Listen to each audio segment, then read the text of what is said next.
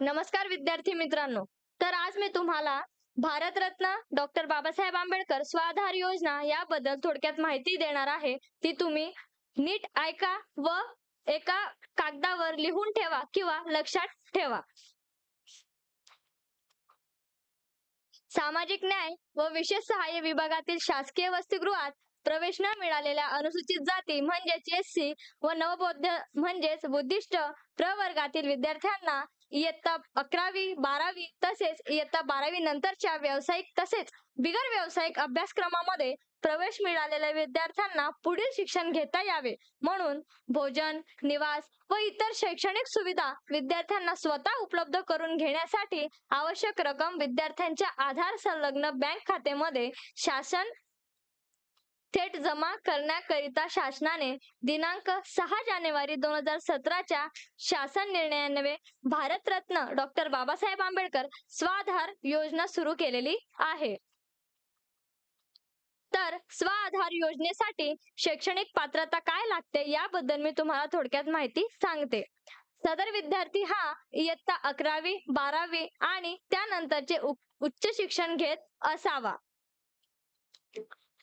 तसेच स्वाधार योजनेसाठी अर्ज काय करावा व याचे नियम काय आहेत ते मी तुम्हाला थोडक्यात सांगते.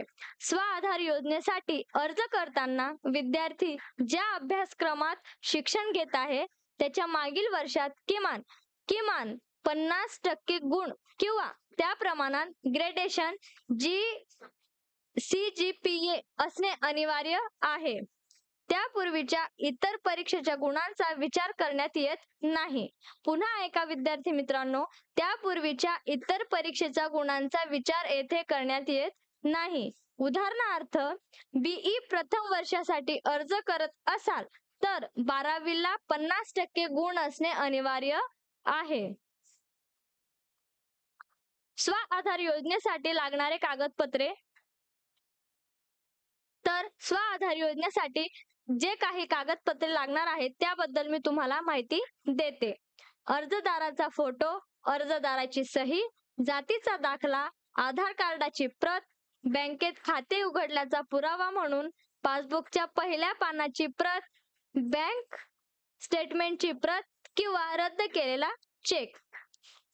तहसीलदार पेक्षा कमी दर्जा नसलेला महसूल अधिकारी यांनी दिलेले उत्पन्न प्रमाणपत्र, विद्यार्थी राहत असलेल्या रूमचा जिओग्राफिक लोकेशन असलेला फोटो अपलोड करणे, महाविद्यालयाचे बोनाफाईड सर्टिफिकेट, बँक खाते आधार क्रमांकाशी संलग्न केल्याबद्दलचा पुरावा, शेवटच्या शिकलेल्या वर्गाची TC म्हणजे ट्रान्सफर सर्टिफिकेट, स्थानिक रहिवासी नसल्याबाबतचे प्रमाणपत्र, मेस, भोजनालय, खानावळ यांची बिलाची पावती, उपविभागीय अधिकारी, उपजिल्हाधिकारी यांनी दिलेला रहिवासी दाखला, मागील सत्र परीक्षेच्या निकालाची प्रत, शपथपत्र, हमीपत्र आणि भाडे करारनामा.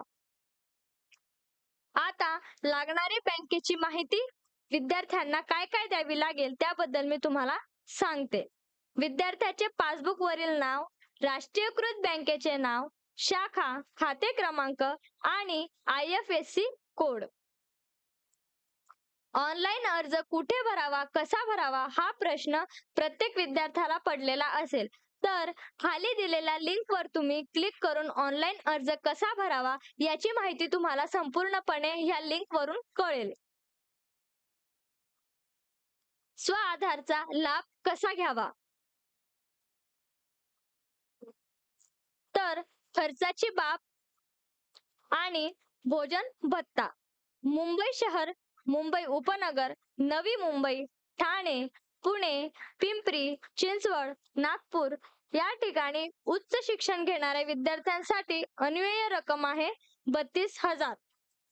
इतर महसूल विभागीय शहरातील व उर्वरित क वर्ग महानगरपालिका क्षेत्रामध्ये उच्च शिक्षण घेणाऱ्या विद्यार्थ्यांसाठी अन्वय रक्कम आहे 28,000. इतर जिल्ह्याच्या ठिकाणी तसेच महानगरपालिकेच्या हद्दीपासून 5 किलोमीटर परिसरात असलेली महाविद्यालय, शैक्षणिक संस्था या ठिकाणी अन्वय रक्कम आहे 25,000.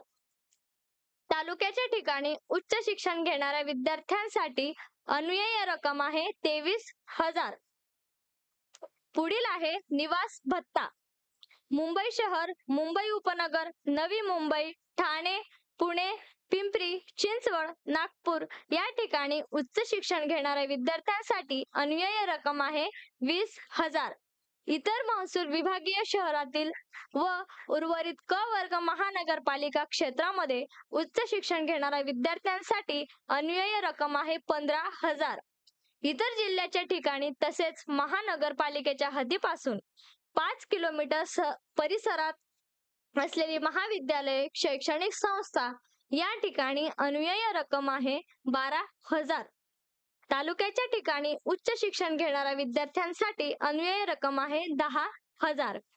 पुढील भत्ता आहे निर्वाह भत्ता. मुंबई शहर, मुंबई उपनगर, नवी मुंबई, ठाणे, पुणे, पिंपरी चिंचवड, नागपूर या ठिकाणी उच्च शिक्षण घेणाऱ्या विद्यार्थ्यांसाठी अन्वय रक्कम आहे 8,000. इतर महसूल विभागीय शहरातील व उर्वरित क वर्ग महानगरपालिका क्षेत्रामध्ये उच्च शिक्षण घेणाऱ्या विद्यार्थ्यांसाठी अन्वय रक्कम आहे 8,000. इतर जिल्ह्याच्या ठिकाणी तसेच महानगरपालिकेच्या हद्दीपासून 5 किलोमीटर परिसरात असलेली महाविद्यालय, शैक्षणिक संस्था या ठिकाणी अन्वय रक्कम आहे 6,000. तालुक्याच्या ठिकाणी उच्च शिक्षण घेणाऱ्या विद्यार्थ्यांसाठी अन्वय रक्कम आहे 5,000. तसेच प्रति विद्यार्थी एकूण देय रक्कम किती असेल ते पुढील प्रमाणे. मुंबई शहर, मुंबई उपनगर, नवी मुंबई, ठाणे, पुणे, पिंपरी चिंचवड, नागपूर या ठिकाणी उच्च शिक्षण घेणाऱ्या विद्यार्थ्यांसाठी अन्वय रक्कम आहे 60,000. इतर महसूल विभागीय शहरातील व उर्वरित क वर्ग महानगरपालिका क्षेत्रामध्ये उच्च शिक्षण घेणाऱ्या विद्यार्थ्यांसाठी अन्वय रक्कम आहे 51,000.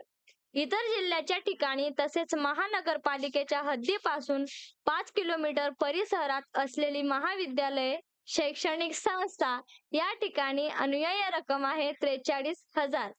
तालुक्याच्या ठिकाणी उच्च शिक्षण घेणाऱ्या विद्यार्थ्यांसाठी अन्वय रक्कम आहे 38,000.